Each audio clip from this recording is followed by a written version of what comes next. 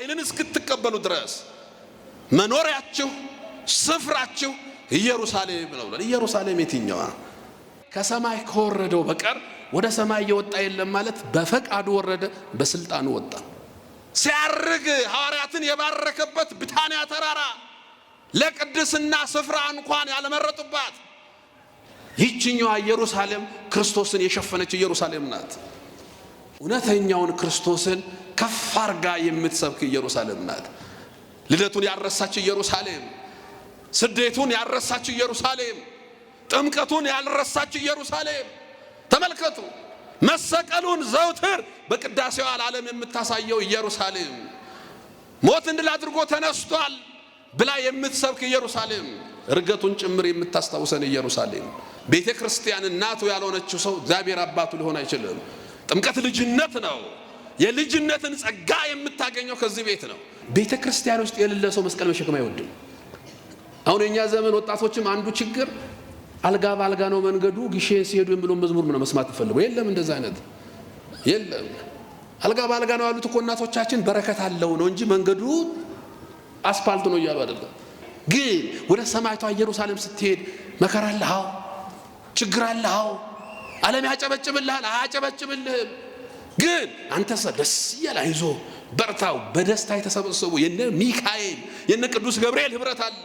ወደዛ እየሄድክ ነው። ለዚህ ነው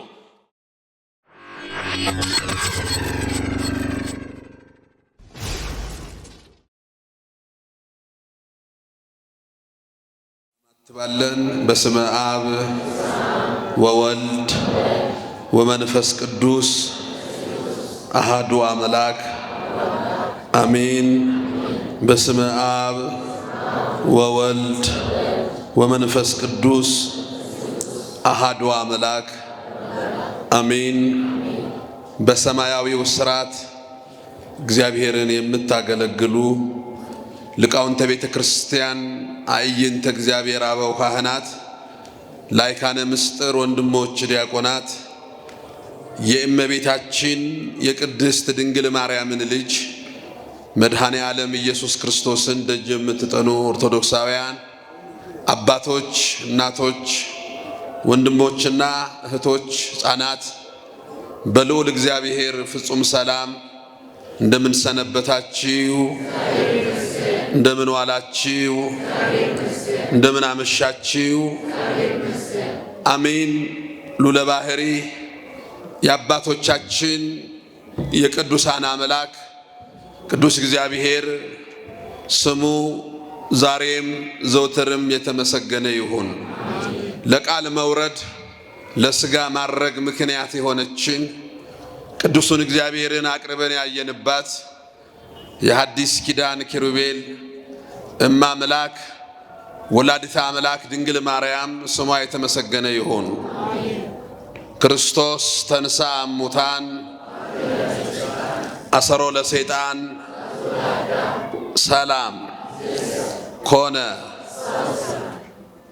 በታላቅ ኃይልና ስልጣን ሰማይን ሳይቀድ የወረደ በህቱም ድንግልና ከቅድስት ድንግል ማርያም የተወለደ ስለ ሰው ልጆች ፍቅር በመልዕልተ መስቀል ወዶ ፈቅዶ የተሰቀለ መግነዝ ፍቱልኝ መቃብር ክፈቱልኝ ሳይል በታላቅ ኃይልና ስልጣን ሞትን ድል አድርጎ የተነሳ መድኃኔ ዓለም ኢየሱስ ክርስቶስን ላለፉት 40 ቀናት ክርስቶስ በታላቅ ኃይልና ስልጣን ሞትን ድል አድርጎ ተነሳ።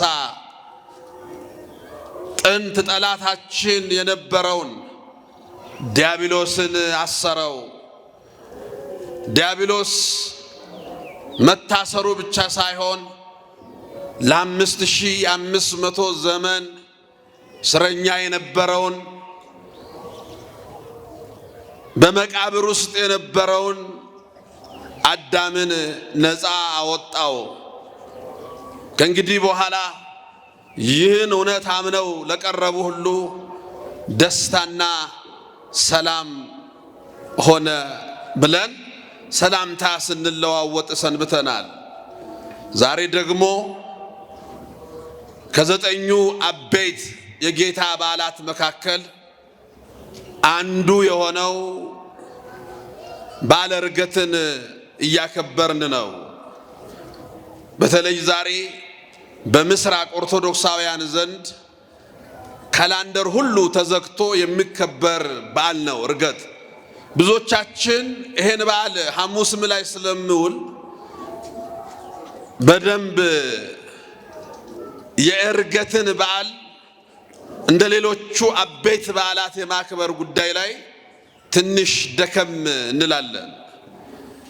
ጽንሰቱ፣ ልደቱ፣ ጥምቀቱ፣ ወደ ኢየሩሳሌም በአህያና በውርንጫ ላይ ተቀምጦ መግባቱ፣ በመልዕልተ መስቀል ላይ መሰቀሉ፣ ሞትን ድል አድርጎ መነሳቱ፣ በዚያ በቅዱሱ ተራራ በደብረ ታቦር ብርሃነ መለኮቱን መግለጡ፣ እንደዚሁም ደግሞ ከ10 ቀን በኋላ የምናከብረው መንፈስ ቅዱስን ለሐዋርያት መላኩ፣ ከነዚህ ጋራ በእኩል የሚከበረው የጌታችን የመድኃኒታችን የኢየሱስ ክርስቶስ የዕርገት በዓል ነው ዛሬ። ለዚህ ያደረሰን መድኃኔ ዓለም ክብር ምስጋና ይግባው፣ ክብር ምስጋና ይግባው። ጥቂት ደቂቃ መጨረሻ ወደ ሰማይ በሚያርግበት ጊዜ ለቅዱሳን ሐዋርያት የተናገረውን ኃይለ ቃል መነሻ አድርገን እንማማራለን። በኢየሩሳሌም ቆዩ። የሉቃስ ወንጌል ምዕራፍ 24 ቁጥር 49 ላይ የምናገኘው ኃይለ ቃል ነው። ክርስቲያኖች የጌታችን የመድኃኒታችን የኢየሱስ ክርስቶስ ዕርገት አንድ ትልቅ ነገር ያሳየናል።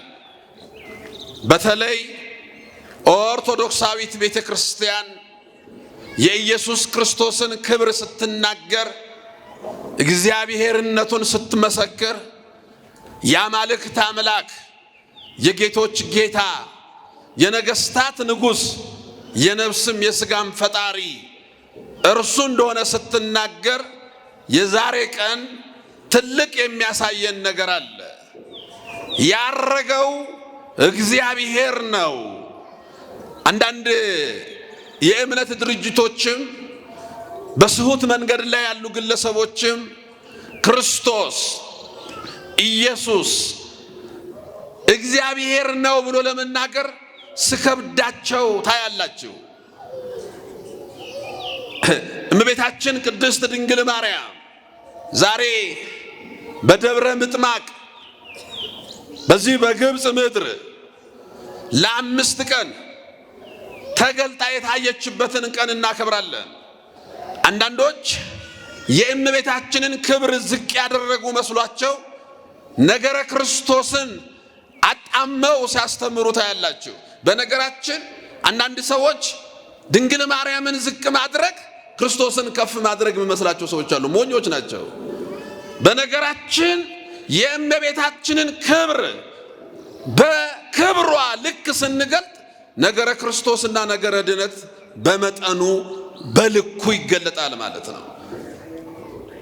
3 አስተምሮች ነበሩ መጀመሪያዎቹ አካባቢ በእነ ንስጥሮስ ዘመን። ወላዲተ ሰብ ሰውን የወለደች አንትሮቶኮስ ይሉታል። ወላዲተ ክርስቶስ ክርስቶስን የወለደች ክርስቶቶኮስ የሚሏል። ወላዲተ አምላክ አምላክን የወለደች ቴዎቶኮስ። እነዚህ 3ቱን ሐሳቦች ስታዩ የዛሬው ቀን የትኛው ነው ልክ የሚለውን ያረጋግጥልናል። ሰውን የወለደች የሚሉ አሉ። ሎቱ ስብሐት ከድንግል ማርያም የተወለደው ሰው ብቻ ነው አምላክ አይደለም ብለው የሚያስተምሩ አሉ። ሌላው ደግሞ የኢየሱስ እናት እንበላት እንጂ አሁን የኛ ዘመን ያሉትን ተሐድሶችንም ስትወስዱ ስሁት የፕሮቴስታንቱንም ማለት ስትወስዱ ማይደረ መለኮት ወላዲተ አምላክ ለማለት ይከብዳቸዋል። ለዚህ የኢየሱስ እናት ይላሉ። አሁን እመቤታችንን የኢየሱስ እናት ማለት የእመቤታችንን ክብር ዝቅ ያደረጉ ንስጥሮስ ነው ይሄን ያለው። በ431 ዓመተ ምህረት በኤፌሶን ጉባኤ የተወገዘው መናፍቅ ፓትርያርክ ነው የነበረው። በነገራችን ማይሳሳት የለም። በእኛ ቤተክርስቲያን ሰባኪ ይሳሳታል፣ ዘማሪ ይሳሳታል፣ ቄስ ይሳሳታል፣ መነኩሴ ይሳሳታል፣ ጳጳስ ይሳሳታል፣ ፓትርያርክ ይሳሳታል፣ ሰው የሆነ ሁሉ ይሳሳታል። ለዚህ ማሳያው ንስጥሮስ ነው። የእመቤታችንን ክብር ዝቅ ያደረገ መስሎት የክርስቶስ እናት ነው የምንላት እንጂ የአምላክ እናት አንላትም። ይሄ ማለት ኢየሱስ ክርስቶስ አምላክ አይደለም እያለን ነው። አሁን የእመቤታችንን ክብር አይደለም። ተመልከቱ፣ የኢየሱስ እናት ለምን አንላትም? በተለይ በኦሪየንታል ኦርቶዶክስ ውስጥ የተሐድሶን ሴራ የሚያቀጣጥሉ ምዕራባውያን መነሻ ያደረጉት ቀለል አድርገን የኢየሱስ እናት ብቻ ብንላት በቂ ነው። የአምላክ እናት ማለት አያስፈልግም። ሎቱ ስብሐት ኢየሱስ ክርስቶስ አምላክ መሆኑን ድናይ መካድ ነው። ይሄ መካድ። ለዚህ ነው የዛሬው ዕርገት ወደ ኋላ ሄደን በነቢያት ትንቢት ከዘመናት በፊት የነበረውን የቅዱስ ዳዊትን ቃል ይነግረናል። እንዲህ ነው የሚለው በመዝሙር 46 ላይ እግዚአብሔር በመለከት ድምፅ አረገ ይላል። ማን? እስቲ እግዚአብሔር በሉ። ማን? እግዚአብሔር። በቃ አያችሁ፣ እግዚአብሔር በመለከት ድምፅ አረገ። ዘምሩ ለአምላካችን ዘምሩ፣ ዘምሩ ለንጉሳችን ዘምሩ አለ። እግዚአብሔር አለ። ተመልከቱ፣ ዳዊት በመለከት ድምፅ ያረገውን ሞትን ያጠፋውን ክርስቶስ አምላካችን ተመልከቱ፣ ፈጣሪያችን ንጉሳችን የነፍስም የሥጋም ፈጣሪ የሆነው እሱ መግነዝ ፍቱልኝ መቃብር ክፈቱልኝ ሳይል የሞትን መውጊያ ሰብሮ መቃብርን ቀብሮ በታላቅ ኃይልና ስልጣን ተነስቷል። ክብር ምስጋና ይግባው፣ ማንንም እርዳታ ሳይፈልግ። ተመልከቱ፣ ለዚህ ነው ሞት ሆይ መውጊያ የት አለ? ሲኦል ሆይ ድል መንሳትስ ወዴት ነው? ሞት እኮ ሁሉን ያስቀር ነበረ። 5500 ዘመን ማንም ሞትን ያሸነፈ የለም። በእነሱ መቃብር ሙታን የተነሱ ቅዱሳን አሉ። የኤልሳ መቃብር ሙት አስነስቷል። ኤልሳ ግን ሞትን አሸንፎ ሞትን ድል ነስቶ መነሳት አልቻለም። ኤልያስ በእሳት ሰረገላ አድርጓል። እግዚአብሔር አሳርጎታል፣ ወስዶታል። ኤልያስ ሙት አስነስቷል። ነገር ግን ሞትን ማጥፋት የቻለ ማንም አልነበረም፣ ራሱ ክርስቶስ ነው። ሞት ሆይ መውጊያ የት አለ ብቻ ነው። ሲኦል ሆይ 5500 ዘመን ቅዱሳን ሁሉ ሳይቀሩ ይገቡ የነበረው ሲኦል ነው። እዛ በረድኤተ እግዚአብሔር ይጠበቁ ነበር እንጂ የሲኦል በር ብቻ ክፍት ሆኖ ገነት ዝግ ነበረ። አሁን ክርስቶስ ሞትን ድል አድርጎ ሲነሳ በዚህ በበዓለ ሃምሳ ቅዳሴ የምታስቀድሱ ምእመናን እየሰማችሁ አይደል? ክርስቶስ ተንሥአ እሙታን ሞተ ወኪዶ ለሞት እንላለን። ለእለ ውስተ መቃብር ወሀበ ሕይወት ዘላለም ዕረፍት፣ በመቃብር ውስጥ ላሉት ሕይወትን የዘላለም ዕረፍትን ሰጠ። መቃብር የተባለው ማን ነው? ሲኦል ነው። ሁሉን ውጦ የሚያስቀረው ሲኦል ሆይ ከዚህ በፊት የነበሩትን ነፍሳት ትውጥ ነበረ። አሁን ግን የሚያፈርስ አምላክ መጣብህ። ሞት ሆይ መውጊያ ተሰበረ። ሲኦል ሆይ ድል መንሳትስ ወዴት ነው አለ። ክርስቶስ ላንቀላፉት ሁሉ በኩር ሆኖ ሞትን ገሎ መቃብርን ቀብሮ ከሞት ተነሳ። ክብር ምስጋና ይግባው መድኃኔዓለም። ተመልከቱ፣ በኃይልና በስልጣኑ ወዳጄ እኛ የምናመልከው ኢየሱስ ክርስቶስ ኃያል አምላክ ነው። ኃያል አምላክ። ይሄንን ነው ቅዱስ ጳውሎስ ያለው ሮሜ 9 ቁጥር 5 ላይ ክርስቶስ በሥጋ መጣ፣ እርሱ ከሁሉ በላይ ሆኖ ለዘላለም የተባረከ አምላክ ነው አሜን ይላል። ሮሜ 9:5 ላይ ከሁሉ በላይ ሆኖ ለዘላለም የተባረከ አምላክ። አያችሁ፣ ለዚህ ነው ድንግል ማርያም የወለደችው አምላክን ነው። ነቢዩ ኢሳይያስ እኮ ይህን አስቀድሞ ተናግሯል። ሕፃን ተወልዶልናል፣ ወንድ ልጅም ተሰጥቶናል፣ አለቃነቱ በጫንቃው ላይ ይሆናል ይልና ስሙ ድንቅ መካር ኃያል አምላክ። እስቲ ኃያል አምላክ በሉ። ኧረ ተናገሩ ኃያል አምላክ በሉ ወዳጄ። የድንግል ማርያም ትልቁ ክብር ወላዲተ አምላክ ነው። ወላዲተ አምላክ ከዚህ የሚበልጥ ክብር የላትም እመቤታችን። አሁን ይሄ አየር ላይ ያለው አጋንንት ሁሉ በዚህም ቢጮህ በዛም ቢጮህ እንዲያትባልም ብል ይሄን ስም ማንም ማጥፋት አይችልም። ወላዲተ አምላክ ክብር ምስጋና ይግባት ለእመቤታችን። ማንም የወለደችው አምላክን ነው የወለደችው አምላክ። ለዚህ ነው ያረገው ስግው ቃል ኢየሱስ ክርስቶስን ነቢዩ ዳዊት እግዚአብሔር ብሎ ጠራው። ክርስቲያኖች የአምላክን ሰው መሆን ስናስብ የአምላክን ሰው መሆን የእኛን ባህሪ አድርጎ መምጣቱን ስናስብ የዛሬው ዕለት ያረገውን ተመልከቱ። የእኛን ሞት አጥፍቶ የጎሰቆለውን የአዳምን ባህሪ አድሶ ሞትን አጥፍቶ ልቁ በቅዳሴው በዚህ በባለ 50 የምትሰሙት የዲዮስቆሮስ ቅዳሴ ላይ እንዲህ እኮ ነው የሚለው ሞተ ከመሳሮ ለሞት ሞትን ይሽረው ዘንድ ሞተ። በአዲስ ኪዳን እኮ ሞት የለም። አሁን ሞት የለም። ሞትን አጥፍቷል ክርስቶስ። ሞት ጠፍቷል። ሰዎችን አልቅሰን እየቀበርን አይደል? እንዴት ነው ሞት ጠፍቷል የምትሉት? አሁን ሞት አይባልም መሄድ ነው የሚባለው ወደ ክርስቶስ። አይ ልሂድ ከክርስቶስም ጋር ልኑር እጅግ የሚሻል ነውና ቅዱስ ጳውሎስን አያችሁት? ልሂድ ነው ያለው።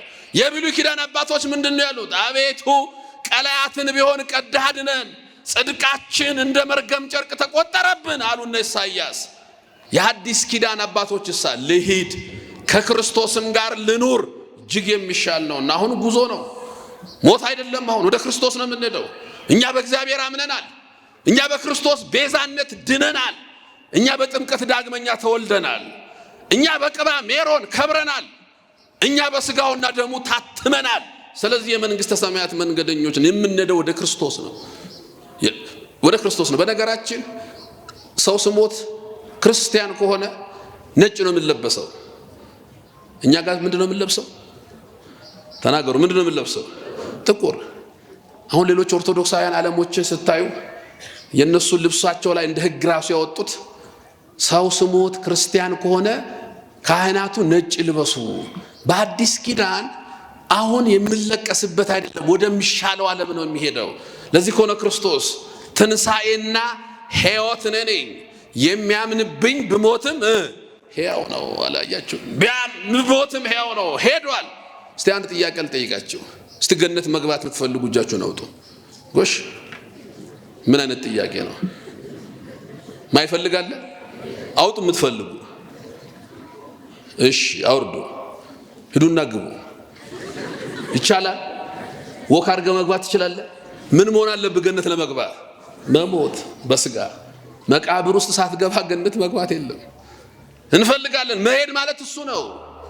አይ ይሄኛው መቃብር ክርስቶስ አፍርሶታል። ተስፋ ትንሣኤ አለን።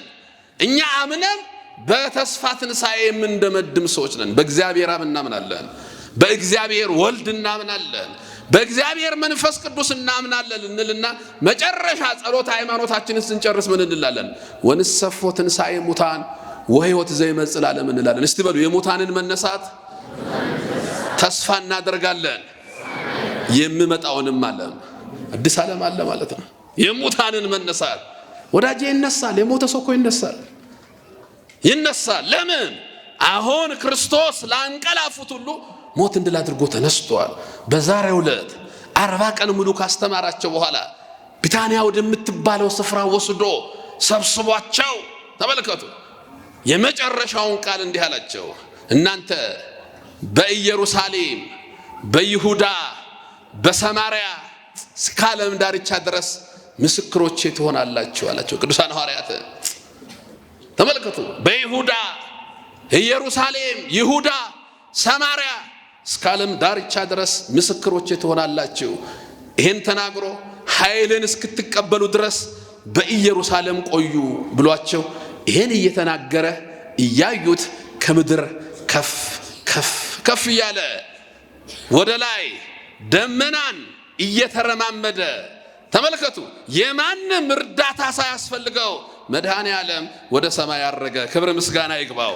ተመልከቱ። ለዚህ ነው ከሰማይ ከወረደ በቀር ወደ ሰማይ የወጣ ማንም የለም። አዎ ከሰማይ ከወረደ በቀር በራሱ ኃይልና ስልጣን ወደ ሰማይ የወጣ ማንም የለም። ሄኖክ አካሄዱን ከእግዚአብሔር ጋር አደረገ፣ አልተገኘም ይላል ቅዱስ ጳውሎስ። ሄዷል። ማን ወሰደው? እግዚአብሔር። በእሳት ሰረገላ አርጓል። ማን? ኤልያስ። መላእክት ይዘው የእሳቱን ሰረገላ በእግዚአብሔር ላይ አርጓል። የለም፣ ተወስዷል። ኢትዮጵያዊው ጻድቅ ከዛሬ 1500 ዘመን በፊት ይህቺ ቤተ ክርስቲያን ወደ ሰማይ የላከችው ኢትዮጵያዊው ሊቅ የነገረ መለኮቱ መምህር ቅዱስ ያሬድ ወደ ሰማይ አርጓል። የኢትዮጵያ ገዳም የመጀመሪያውን የገደመው አቡነ አረጋዊ ዘደብረ ዳሞ አረጋዊ የተባለ ዘሚካኤል ነው ስሙ። ክብሩ ግን የአረጋውያንን ክብር የሚበልጥ ክብር ስለሆነ ሄዷል፣ ተሰውሯል። እነዚህ ሁሉ በማን እርዳታ ተሰወሩ? በእግዚአብሔር።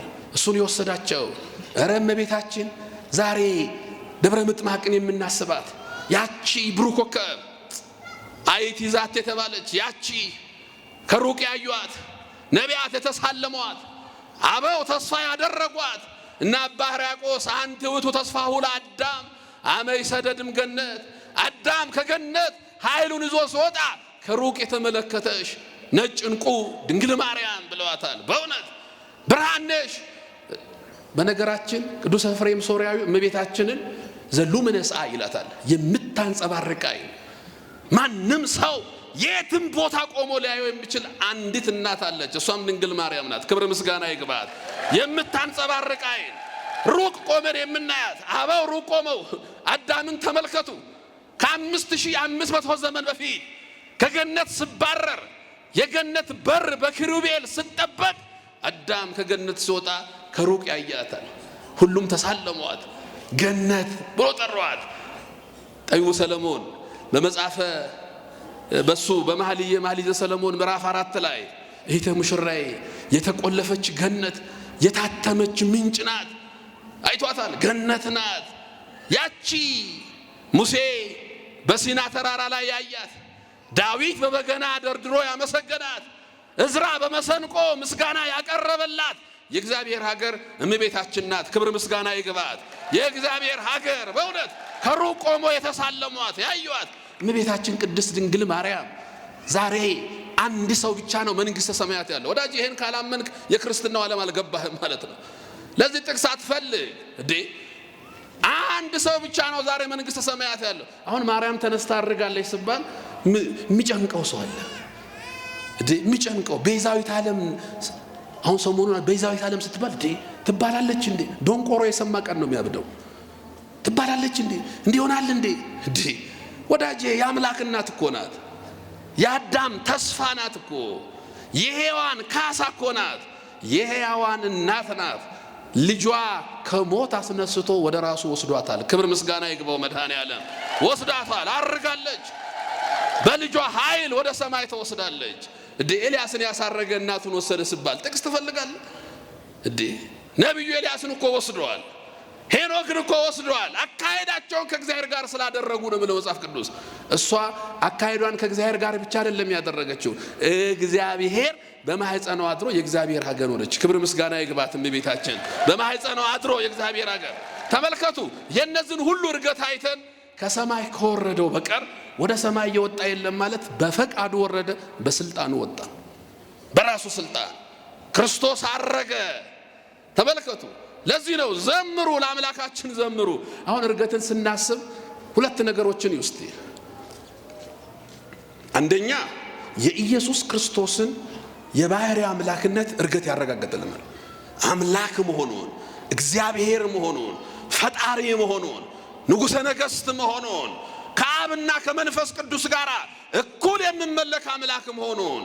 ለዚህ እኮ ነው በኒቅያ ጉባኤ አባቶቻችን ጸሎተ ሃይማኖትን ሲደርሱ ወነአምን እያሉ ስል በእግዚአብሔር አብ እናምናለን፣ በእግዚአብሔር ወልድ እናምናለን፣ ከብርሃን የተገኘ ብርሃን፣ ከእውነተኛ አምላክ የተገኘ አምላክ፣ የተወለደ እንጂ ያልተፈጠረ፣ በባህሪው ከአብ ጋር የምተካከል፣ ሁሉ በእርሱ የሆነ እንላለን። አያችሁ። ከዛ በኋላ አርገ በስብሐት ውስተ ሰማያት ወነበረ በየማነ አብሁ፣ በምስጋና ወደ ሰማይ አረገ፣ በአባቱም ቀኝ ምን አለ? ተቀመጠ።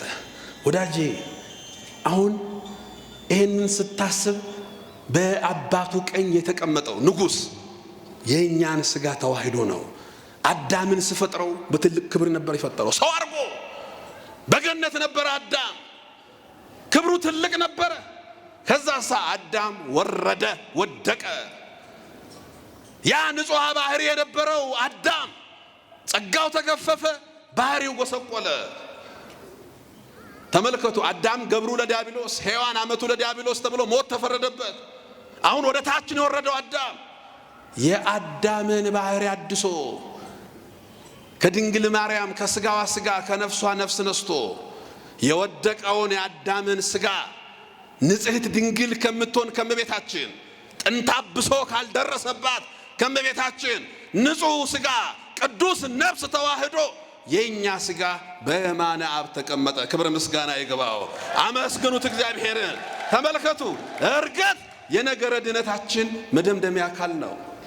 እግዚአብሔር ሰውን ከፍ አድርጎ ወስዶ በአባቱ ቀኝ ያ የተዋህደው የሰውን ስጋ ነው። የወደቀው ባህሪያችን እንደገና የጎሰቆለው ባህሪያችን ታድሶ ከፍ ብሎ ወደ ሰማያት ያረገው ኢየሱስ ክርስቶስ ከድንግል ማርያም ከስጋዋ ስጋ ከነፍሷ ነፍስ ነስቶ፣ እስቲ በሉ ከስጋዋ ስጋ ከነፍሷ ነፍስ ነስቶ። ይሄ እርገትን ስታስቡ የኛም ክብር ከፍ ማለቱን በቅዳሴው ምንድነው ምልልቁ? ወደ ሰማይ ከፍ ከፍ ባልኩ ጊዜ ሁሉን ወደ ራስ ሰበስባለሁ። አሁን እኮ መጨረሻችን ምጽአት ላይ ወደ እሱ መሰብሰብ ነው። ምንድነው ያለው ክርስቶስ? እሄዳለሁ መኖሪያም አዘጋጃለሁ፣ በአባቴ ቤት ብዙ ማረፊያ ብዙ ቦታዎች አሉ። የሄደው እኮ ስፍራ ላይ ያዘጋጅልን ነው። ሁላችንንም ወደ ራሱ ሊወስደን ነው ያረገው አምላክ። እኛም ተነስተን ከሱ ጋር ወደ ሰማይ የምንሄድበትን ጊዜ እየጠበቅን ነው። የነገረ ድነታችን መደምደሚያ ክርስቶስ ወደ ሰማይ ሲያርግ ሁላችንም ወደ ራሱ ይሰበስበናል። ስለዚህ ነገረ ድነትን ይሄ እርገቱን ስናስብ ትልቅ በዓል ነው። ክርስቲያኖች የክርስቲያኖች ትልቅ በዓል ነው። በዚህ ቀን ነው እንግዲህ ኃይልን እስክትቀበሉ በኢየሩሳሌም ቆዩ አላቸው። እስቲ በሉ ኃይልን እስክትቀበሉ የት ቆዩ? በኢየሩሳሌም ቆዩ። እንግዲህ ኢየሩሳሌም ማለት የሰላም ከተማ ማለት ነው። ኢየሩሳሌም የሰላም ከተማ፣ የፍቅር ከተማ፣ የአንድነት ከተማ፣ የእውነት ከተማ።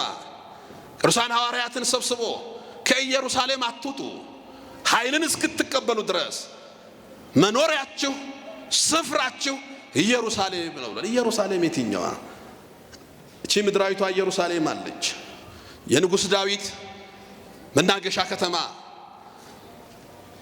እቺኛዋ ኢየሩሳሌም ዛሬ አይሁዳውያን የሚኖሩባት ኢየሩሳሌም፣ የክርስቶስን መወለድ ያልተቀበለች ኢየሩሳሌም፣ ወንጌልን መስማት ያልፈለገች ኢየሩሳሌም፣ ልደቱ የማይነገርባት፣ ጥምቀቱ የማይሰበክባት፣ እዛ ማዕከለ ምድር ያለው ራስ ቅል ተብሎ የሚጠራው ጎልጎታ መቃብሩ ተከድኖ የሚቀበጥባት። ተመልከቱ፣ ሲያርግ ሐዋርያትን የባረከበት ብታንያ ተራራ ለቅድስና ስፍራ እንኳን ያልመረጡባት ይህችኛዋ ኢየሩሳሌም ክርስቶስን የሸፈነች ኢየሩሳሌም ናት። ዛሬ በምድር አይሁድ ስትሄዱ 98% አይሁዳውያን አምላክ ሰው ሆኗል የሚሉትን አይቀበሉትም። የመጣው ኢየሱስ አምላክ ነው የሚለውን አይቀበሉትም። የመጣው እግዚአብሔር ነው የሚለውን አይቀበሉትም። ተስፋ ያደረጋችሁት እሱ ነው፣ የመጣው እሱ ነው፣ በግፍ የሰቀላችሁት እሱ ነው፣ ሞትን ድል አድርጎ የተነሳው እሱ ነው የሚለውን አይቀበሉትም። ታዲያ የትኛዋ ናት ኢየሩሳሌም ቆዩ የተባለው? አማናዊቷ ኢየሩሳሌም ይህቺ ቤተ ክርስቲያን ናት። በዚህ ቆዩ፣ ከዚህ እንዳትወጡ፣ ኃይልን እስክትቀበሉ ድረስ ከዚህ እንዳትወጡ። ለምንድን ነው በኢየሩሳሌም ቆዩ ያላቸው? ኢየሩሳሌም ቤተ ክርስቲያን ናት። የሰላም ከተማ፣ የፍቅር ከተማ፣ የአንድነት ከተማ፣ የመስማማት ከተማ።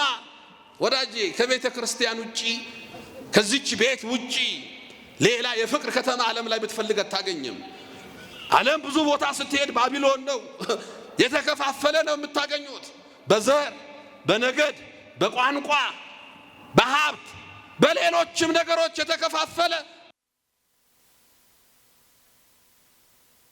እውነተኛውን ክርስቶስን ከፍ አርጋ የምትሰብክ ኢየሩሳሌም ናት። ልደቱን ያረሳች ኢየሩሳሌም፣ ስደቱን ያረሳች ኢየሩሳሌም፣ ጥምቀቱን ያልረሳች ኢየሩሳሌም። ተመልከቱ፣ መሰቀሉን ዘውትር በቅዳሴው ዓለም የምታሳየው ኢየሩሳሌም፣ ሞትን ድል አድርጎ ተነስቷል ብላ የምትሰብክ ኢየሩሳሌም፣ እርገቱን ጭምር የምታስታውሰን ኢየሩሳሌም። በሱ ቆዩ ተብሏል። አንደኛ ጸጋ መንፈስ ቅዱስን እንድትቀበሉ ነው ቆዩ የተባለው። ወዳጄ የመንፈስ ቅዱስ ጸጋ ከኢየሩሳሌም ከቤተ ክርስቲያን ውጭ የትም አታገኝም። የትም ፈልግ እስቲ የለም።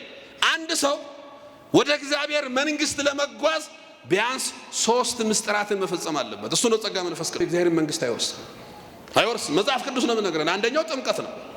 ያልተጠመቀ ሰው የእግዚአብሔር መንግስት አይወርስም። ይወርሳል? ንገሩኝ፣ ይወርሳል? ያመነ በሉ የተጠመቀ ይድናል። በቃ ካልተጠመቀ አትድንም። ጸጋ መንፈስ ቅዱስ ጥምቀትን የምታገኘው ከዚህ ቤት ነው። ለዚህ ነው ቅዱስ ቆጵርያኖስ ታላቁ የክርስቲያን አባት ቤተ ክርስቲያን እናቱ ያልሆነችው ሰው እግዚአብሔር አባቱ ሊሆን አይችልም። ጥምቀት ልጅነት ነው። የልጅነትን ጸጋ የምታገኘው ከዚህ ቤት ነው። እኛ እኮ 5 አዕማደ ምስጢራት አለን። ከ5ቱ 2ቱ ሀብታተ ቤተ ክርስቲያን ይባላሉ። አንዱ ጥምቀት ነው። ከቤተ ክርስቲያን ብቻ የምናገኘው ሀብት። ኒቆዲሞስ ሆይ ሰው ዳግመኛ ካልተወለደ እግዚአብሔር መንግስት አይወርስም። እናንተ የተጠመቃችሁ ክርስቶስን ለብሳችኋል። አሁን እዚህ ያለው ሰው ሁሉ ክርስቶስን ለብሷል። እውነት ነው ውሸት ነው? እውነት ነው። ልብሳችን ክርስቶስ ነው። ልብሳችን ተጠምቀናል። ቅዱስ ጳውሎስ ገላትያ ምዕራፍ 3 ቁጥር 27 ላይ የተጠመቃችሁ ለብሳችሁታል። ይሄን ጸጋ በኢየሩሳሌም ነው የምታገኙት። ቅባ ሜሮን የመንፈስ ቅዱስ ማደሪያ ከዚህ ነው የምታገኙት። አንድ ሰው በሜሮን ካልከበረ፣ ቤተ ክርስቲያን እንኳን አዲስ ተሰርቶ በሜሮን ካልከበረ መስዋዕት አይሰዋበት። ጸጋ መንፈስ ቅዱስ እሱ ነው። ሌላው ቅዱስ ሥጋውና ክቡር ደሙ ሌላ ቦታ ይገኛል? ንገሩኝ። ከዚህ ቤት ውጪ አለ? የለም።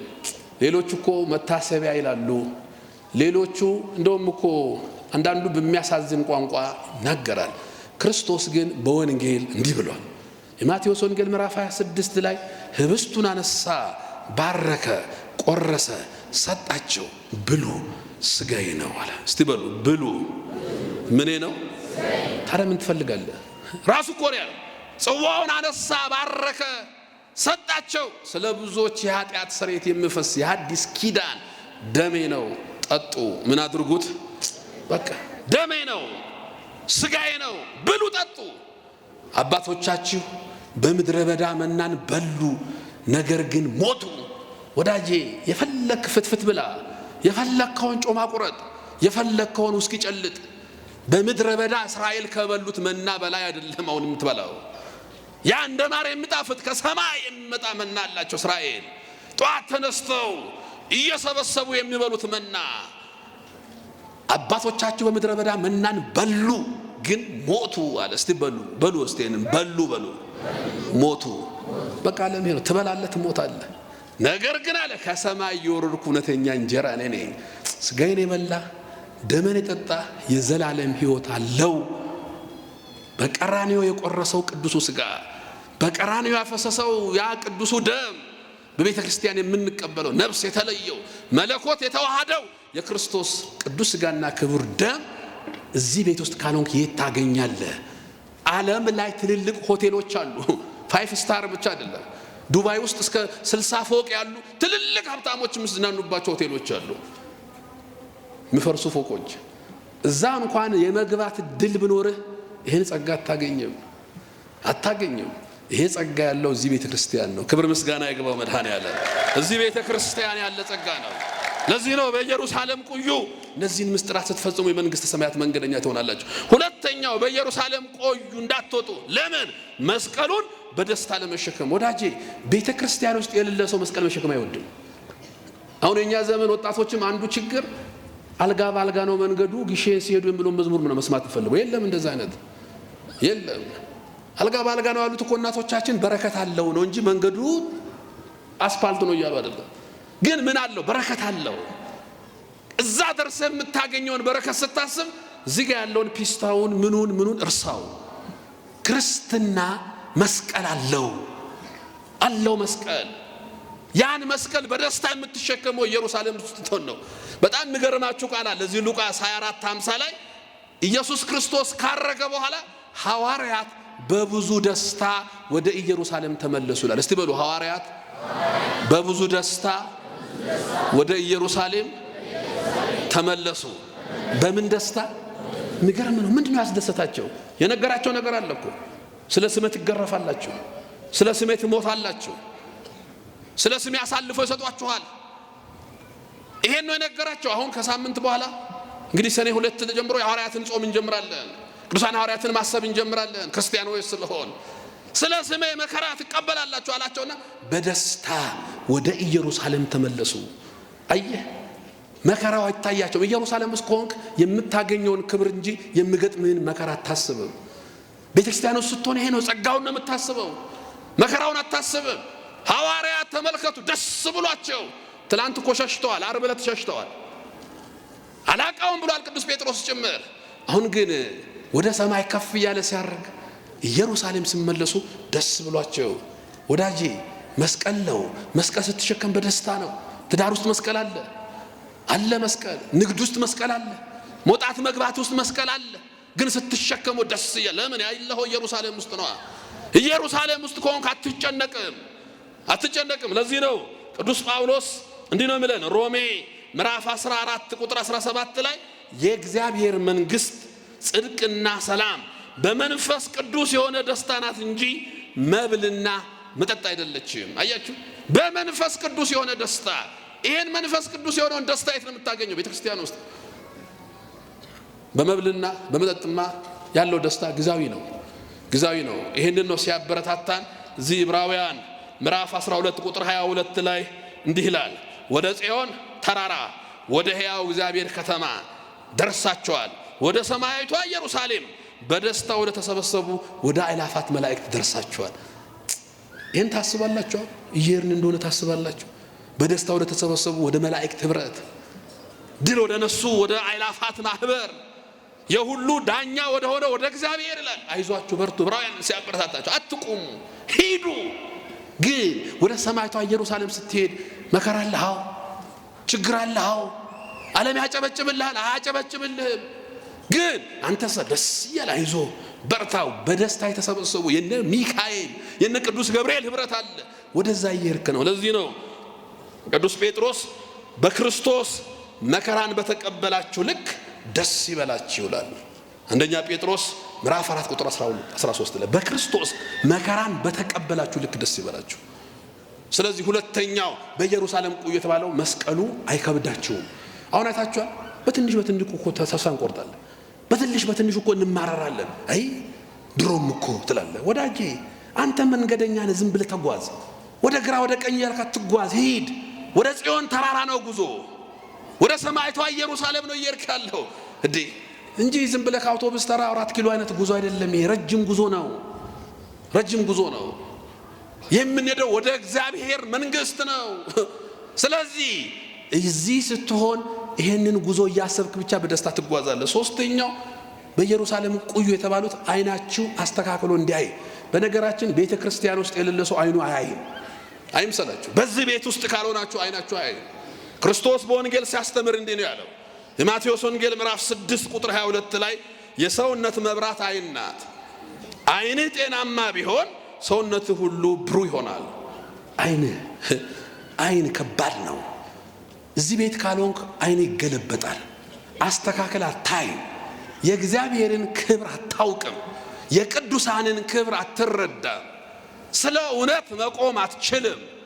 ዓለሙ ይወስድሃል፣ ሳይንስ ይወስድሃል፣ ፍልስፍና ይወስድሃል፣ ፖለቲካው ይወስድሃል፣ ዓለም ውስጥ ያለው አልባለ ነገር ሁሉ ይወስድሃል። እዚህ ከሆንክሳ አይንህ ብሩህ ነው፣ አርቆ ያያል፣ መነሻና መድረሻን ታውቃለህ። የሰውነት መብራት አይን ናት። እቺ ከታመመች ከባድ ነው። ክርስቲያኖች አይናችሁ እንዳይታመም። ለዚህ ነው በቅዳሴያችን ሀበነ እግዚኦ አዕይንተ አእምሮ ወትረኪያኬራ ያንላለን። ጌታ ሆይ አይነ ልቡናችንን እናብራለን፣ ሁሌ አንተን ያዩ ዘንድ። ፍቅር የሆን ከሆነ አንተን፣ ሰላም የሆን ከሆነ አንተን፣ እውነት የሆን ከሆነ አንተን፣ የዘላለም ሕይወት የሆን ከሆነ አንተን ያዩ ዘንድ አይናችንን እናብራለን። አየህ፣ እዚህ ስትሆን አይነ ብሩ ነው። እውነትን ከውሸት መለየት ትችላለህ። ያገኘውን ሁሉ አትበላም፣ ያገኘውን ሁሉ አትጠጣም። እንዴ አሁን እኮ አይታችኋል። ሰው ያገኘውን ሁሉ ወደ ውስጥ እያስገባ ነው። ያገኘውን ሁሉ ቲክቶክ ከፍተህ ያገኘውን ሁሉ ትበላለህ። ቴሌግራም ከፍተህ ያገኘውን ሁሉ ማን ነው እንጀራ ዝም ብሎ የተገኘ ይበላል እንዴ? አይበላም እኮ ምግብ ሲሆን ለይቶ መርጦ ይበላል። ለምን? አይኑ ብሩ ነው። እውነትን ከውሸት ይለያል፣ ጽድቅን ከኩነኔ ይለያል፣ ሃይማኖትን ከምንፍቅና ይለያል። እዚህ ያለ ሰው ታላቁ የቤተክርስቲያን አባት በብሉይ ኪዳን የነበረ ጌዴዎን የተባለው ያ መስፍን በአውድማው ስፍራ ነበረላል መጽሐፍ ቅዱስ መጽሐፈ መሳፍንት ምዕራፍ 6 ላይ አውድማ ስንዴ ከገለባ የሚለይበት ነው። ይሄ እዚህ ነው ስንዴ ከገለባ የሚለየው። ስንዴ ከገለባ በሚለይበት ቦታ ነበረ የእግዚአብሔር መልአክ ተገለጠለት። ማን ተገለጠለት? አሁን የእግዚአብሔር መልአክ ብገለጥልን ምንድነው ብንለው? በስማ አንድ ሰው አሁን ሚካኤልን አይቶት ቢሆን እንዴት ነበረ ሚካኤል? ኢንተርቪው ራሱ ስንት ነው የሚሆነው? የሚደረደረውን ሚዲያ ታያላችሁ። ጌዴዎን የእግዚአብሔር መልአክ ቆመ። የት ነው የነበረው? ስንዴ ከገለባ በሚለይበት አውድማው ስፍራ። ይቺ ስፍራ ስንዴ ከገለባ እዚህ ይለያል፣ እውነት ከውሸት እዚህ ይለያል፣ ጽድቅ ከኩነኔ የምትለይ ቤት። አንተ ብርቱ ኃያል የእግዚአብሔር ሰው ጌዴዎን ሆይ አለው። የሚገርም ነው። አንተ አለው ብርቱ ኃያል የእግዚአብሔር ሰው ሚካኤል ነው ያለው። ያኔ ጌዴዎን ምን አለ? እኔ በአባቴ ቤት ከሁሉ በታች ነኝ አለ። እስቲ በሉ እኔ በሉ በአባቴ ቤት ከሁሉ በታች ነኝ። አየህ አይን ስትስተካከል አውድማው ቦታ ስትሆን ስንዴውን ከገለባው ስትለይ ልብ ወደ ትሕትናው ዓለም ይገባል፣ ይሰበራል። በአባቴ ቤት አለ ከሁሉ በታች። መልአኩ ስለሱ የምናገረውና ጌዴዎን ስለራሱ የምናገረው አንድ አይደለም። መልአኩ ኃያል የእግዚአብሔር ሰው አሁን ነብይ ነኝ የሚሉ ብዙዎች የሉ፣ ሐዋርያ ነኝ የሚሉ ብዙዎች የሉ። የኛ ቤትስ እየገባ አይደል በሽታው? ከኔ በላይ ቅዱስ ከኔ በላይ ጻድቅ ማን ነው የሚሉ ሰዎች እየበዙ አይደል? እንደ ጌዴዎን እዚህ ስትሆን ታያለ። ያንተን ክብር በአምላክ ዘንድ ተረድተሃል። ብርቱ ኃያል እግዚአብሔር ሰው ጌዴዎን። እዚህ ፊትም ተናግሬ ከሆነ አላውቅም። ሁለት ኮንዶሚኒየም አጠገብ ላጠገብ የሚኖሩ ሰዎች አሉ። ባልና ሚስቶች ናቸው። ጧት እነሱና እዛኛው ኮንዶሚኒየም የተሰጣውን ልብስ ያያል። በመስታወት ውስጥ ሳያዩ ልብሱ ቆሻሻ ነው። ያቺ ሴትዮ ይላሉ ባልና ሚስት ልብስ ማጠብ አትችልም ይላሉ። ምን ሆና ነው? አሁንም ሌላ ቀን ስነሱ በመስታወታቸው ውስጥ አጨልቆ ሳያዩ የሷ ልብስ አሁንም ታጥባለች ጧት፣ አሁንም ልብሱ ቆሻሻ ነው። ከለታት አንድ ቀን ባልየው ቀድሞ ተነሳና መስታወቱን ከፈት ሳረግ ለካ መስታወቱ በጣም ቆሽሿል። ጥቀርሻ ብቻ ነው። ከፈት አድርጎ ልብሱን ሳይ ልብሱ ንጹህ ነው። እንደገና ዘግቶ ሲያይ ልብሱ ቆሻሻ ነው። አለና ወለወለው በደንብ መስታወቱን ወለወለና ሚስቱን ቀሰቀሳል። እስቲ ያችን ልብስ ወይ ዛሬ ማን መከራት? ልብሱ በደንብ ታጥቧል አለ። እሱ አይደለም ችግሩ ከኛ ነው። ችግሩ እኮ ከኛ ቤት መስታወት ነው። ጥቀርሻ ነበረው አሁን ወለውየው ነው። ብዙ ሰዎች እችን ቤተክርስቲያን በቆሻሻ አይናቸው ነው የሚያዩት። እችን ኦርቶዶክሳዊት ቤተክርስቲያን የእመቤታችንን ክብር እኮ በቆሻሻ መስታወት ውስጥ እያዩ ነው ዝቅ የሚያደርጉት። የቅዱሳኑን ክብር እኮ አይናቸው ተበላሽተው እያዩ ነው ዝቅ የሚያደርጉት። መጀመሪያ አይንን ወልወል። ሰውየው ታሞ ሆስፒታል ሄዶ አይኑን ዶክተሩ ተሳስቶ የድመት አይን ገጠመለት። ምን ይታያል ሲባል አይጥ ብሎ መለሳሉ። የገባለት የድመት አይን ነው። ስለ ኦርቶዶክስ ቤተክርስቲያን ስትጠየቁ ገልብጠው የሚያነቡ ሰዎች አሉ። ወዳጄ እዚህ ከሆነ ካስተካከለ ታያለ የእግዚአብሔርን አምላክነት የቅዱሳንን አማላጅነት እዚህ ስትሆን በደንብ ይታያል። አሁን የእመቤታችንን ክብር ብዙዎች ክብሯ ከፍ አለ። ምን ብለን አመስግነናት? እስቲ ማን ነው ከፍ አድርጎ ያመሰገናት? እስኪ ማን ነው ውዳሴ ማርያም በየቀኑ ምደግህም እና አባ ጽጌ ድንግል ባመሰገኗት ልክ አመሰገናት። እነ ቅዱስ ያሬድ በጠሯት ልክ ጠራናት። እና አባ ጊዮርጊስ በጠሯት ልክ መች ጠራናት? በዚህ ዘመንማ መች አመሰገናት? ኧረ በዛ ይላሉ። ምን ብለን እነሱ ካሉት በታች እንኳን ጠርተን ሰይጣን። ለዚህ እኮ ነው አባ ጊዮርጊስ በአርጋኖን መጽሐፉ እመቤቴ ቅድስት ድንግል ማርያም ሆይ ሰይጣን ከሁሉ በላይ አንቺን ይጠላሻል። ለምን ብባል ከአንቺ የተወለደው ክርስቶስ አናቱን ብሎ ገሎታል ይላል። ክብር ምስጋና ይግባው።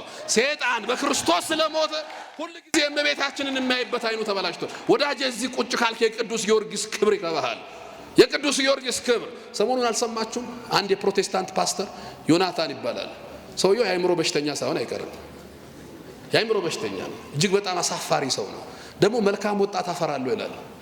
እንዲህ ነው እንደ መልካም ወጣት። እንዲህ ከሆነማ ሀገሪቷ በቃ ፈርሳለች በልልኛ። የጊዮርጊስን ስም ያነሳል። በመልካም ወጣት ስልጠና ላይ አንስቻለሁ። ጊዮርጊስ ተሰነጠቀ ምን አገባኝ ይላል። አሃ ወዳጄ የ20 ዓመት ወጣት እኮ ነው ጊዮርጊስ። ክርስቶስን በቃሉ እኮ ነው የሰበከው። ክርስቶስን በኑሮ እኮ ነው የሰበከው። ክርስቶስን በፍቅር እኮ ነው የሰበከው። ክርስቶስን በእምነት እኮ ነው የሰበከው። ክርስቶስን በንጽህና እኮ ነው የሰበከው። በሰባ ነገስታት ፊት ክርስቶስን በደም ነው የሰበከው ቅዱስ ጊዮርጊስ። ክብር ምስጋና ይግባው። በሰባ ነገስታት ፊት ክርስቶስን በደሙ የሰበከ ነው። አንድ ጎረምሳ ተነስቶን በዛ ምን ጊዮርጊስን ብቻ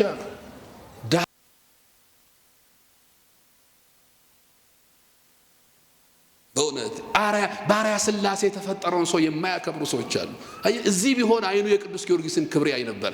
የዚህ ቤተ ክርስቲያን ልጆች ያደረገን መድኃኔዓለም ክብር ምስጋና ይግባው። በደንብ አመስግኑት። የዚህ ቤተ ክርስቲያን ልጆች ያደረገን በእውነት እኛ ጊዮርጊስን አምላክ ብለን ጊዮርጊስን ፈጣሪ አላልንም። ክርስቶስን በደም የሰበከ ሰማዕት ነው። መልካም ወጣት አይደለም፣ ከመልካም ወጣት በላይ ሰማዕት ነው። የዚህን ዓለም ጣዕም ንቋል። ደሙን ስለ እግዚአብሔር አፍስሷል። ስለ መንግስተ ሰማያት መራራ ሞትን ታግሷል ቅዱስ ጊዮርጊስ። አሁንም የቅዱስ ጊዮርጊስ አምላክ ክብር ምስጋና ይግባው። በእውነት ክብር ምስጋና ይግባው። ይሄንን ክብር አያውቁም። ለምን?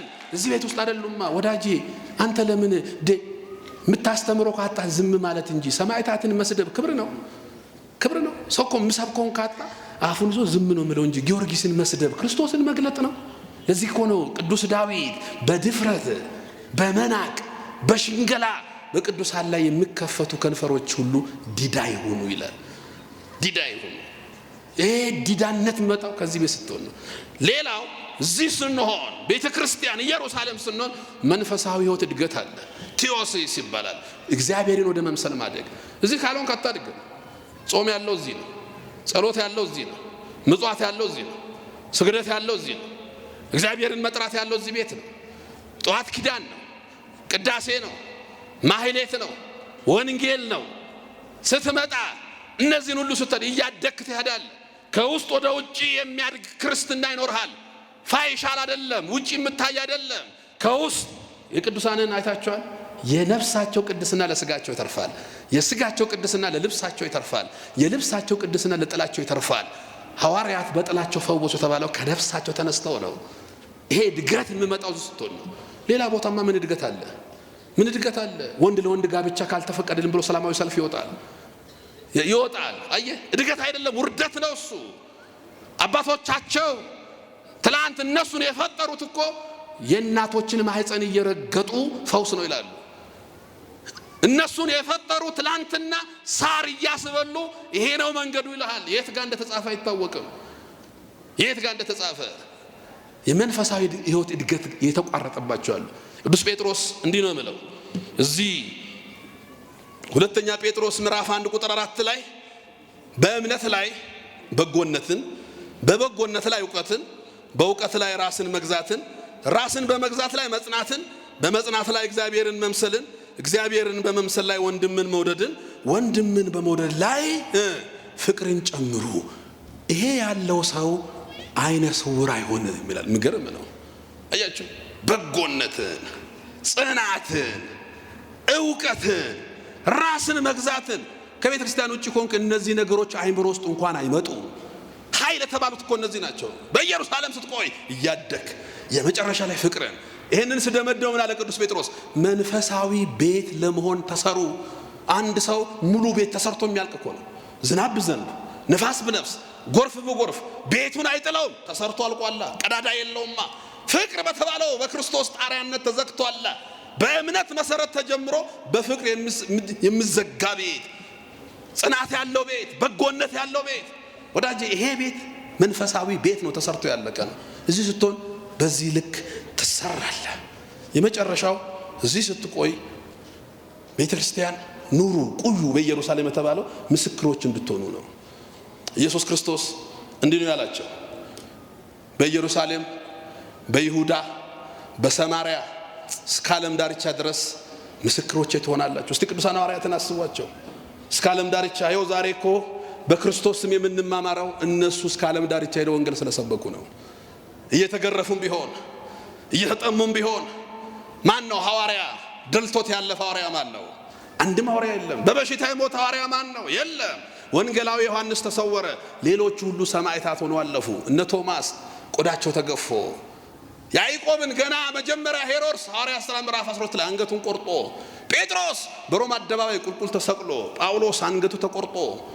አያችሁ፣ ምስክሮች ከየት ጀመሩ? ከኢየሩሳሌም። አሁን እዚህ ያላችሁ ወጣቶች ክርስቲያኖች ምስክሮች ሁኑ። ምስክሮች ባለ ሚስቱ ምስክር ይሁን። ኢየሩሳሌም ቤተሰብ ነው፣ ጓደኛ ነው። አያችሁ፣ ከኢየሩሳሌም ነው ጀምሩ። ከቤተሰብ ከምታወቅ ትምህርት ቤት ካለ ጓደኛ ጀምር። ምስክርነትን፣ በጎነትን፣ ፍቅርን፣ ራስን መግዛትን ከጓደኛ ከምስትህ ከባልሽ ጀምሩ። ከኢየሩሳሌም ከፍ ስትልሳ ይሁዳ መንደር ጎረቤት ጋር ድረስ የሥራ ቦታ ባልደረባ ጋር ጉቦ ባለመብላት ዘረኛ ባለመሆን አሳየው። እሱ ነው ስብከት፣ ምስክርነት እሱ ነው። አሳየው ምስክርነት። በይሁዳ ከፍ በል። በሀገር ደረጃ ኢየሩሳሌም፣ በኢየሩሳሌም ሰዎች አንተን በመጥፎ የሚያነሱ የኦርቶዶክስ ልጅ ነው፣ የተዋሕዶ ልጅ ነው፣ የተክለ ሃይማኖት ልጅ ነው፣ የቅዱስ ጊዮርጊስ ወዳጅ ነው። ምገርም ቃል ሁል ጊዜ ነው። አሁን አንዳንድ ሰዎች የቅዱሳን ገድል ይሰበካል፣ ይነገራል፣ ገለመሌ ሕያው ወንጌል ነቢዩ ዳንኤልን መጽሐፍ ቅዱስ የሚገልጥበትን ቃል ስታነቡ የሚገርም ነው። ትንቢተ ዳንኤል ምዕራፍ 6 ቁጥር 4 ላይ ስታነቡ ክስ ፈለጉ ትላል። ዳንኤልን ሊከሱት ፈለጉ። 120 መሳፍንቶች፣ የመሳፍንቶቹ ሰብሳቢ ነው። በእኛ ዘመን ቋንቋ ፕራይም ሚኒስተር ማለት ነው፣ ጠቅላይ ሚኒስተር ነው። ዳንኤል በባዕድ ሀገር ነው፣ በዛ በባቢሎን እግዚአብሔር በማይመለክባት ከተማ እግዚአብሔር ያከበረው ሰው ነው ዳንኤል። እንክሰሰው አሉ። ለመክሰስ ሲፈልጉ በምን እንክሰስ? ሌባ ነው? የለም። ሙሰኛ ነው? አይደለም። የሆነ ነገር ነው? አይደለም። በምን እንክሰሰው? ቢፈልጉ ምንም ነገር አጡበት ይላል። ከዛ ምን አሉ? ከአምላኩ ከእግዚአብሔር ሕግ ውጪ ምንም አናገኝበትም አሉ ይላል። አሁን ታዲያ ከዳንኤል ሕይወት ያልተማረ ከማን ልማር ነው? አንተ ባለስልጣን ከዳንኤል ካልተማርክ ይሄ ከዚህ የሚበልጥ የሚያስተምር ማን አለ? የእግዚአብሔርን ቃል የነገሯችሁን ዋኖቻችሁን አስቡ። የኑሯቸውን ፍሬ ተመለከታችሁ። በእምነት ምሰሏቸው። የኑሯቸው ፍሬ ምናቸው ላይ? ገድላቸው ላይ ነው ያለው። ዳንኤል ከአምላኩ ከእግዚአብሔር ሕግ ውጭ አናገኝም፣ ስለዚህ ጸሎት ያደረገ ሰው ይታሰር ብለን አዋጅ እናወጣሉ። በጸሎት ሲፈለግ ዳንኤል ብቻ ተገኘ። በሌብነት ሲፈለግ የታጣው እሱ ብቻውን በጸሎት ጊዜ ተገኘ። ስለዚህ ምስክርነት ሰማርያ እስከ ዓለም ዳርቻ ድረስ ምስክሮቼ ትሆናላችሁ። እዚህ ያለ ሰው አለባበሱ ምስክር ነው፣ አነጋገሩ ምስክር ነው፣ መጾም ቤተ ክርስቲያን መምጣት ምስክርነት ነው። እዚህ ካልሆንክ ለምስክርነት አትሆንም። ታፍራለህ፣ ታፍራለህ፣ በክርስትና ታፍራለህ፣ በሃይማኖት ታፍራለህ፣ በማተብ ታፍራለህ። እንዲህ ይሉኛል፣ ወጨጌ ይሉኛል፣ ምናምን ይሉኛል። አርብ ጠዋት እኮ ጾም ገብቶ ቢሮ እዛ ስብሰባ ይወጡና አይቶ ብዙዎቹ ከወሰዱ እሱ ምሩ ይወስዳል። ለምን? ብቻዬንማ አልጠቆርም ይላል። እንደዛ አይደለም። ምስክር ትሆናለህ። አንተ ምስክር ትሆናለህ። በኢየሩሳሌም እንድንቆይ መድኃኔዓለም ይርዳን። ያስተማረን እግዚአብሔር ክብር ምስጋና ይግባው። ይቆየን። ወስብሐት ለእግዚአብሔር።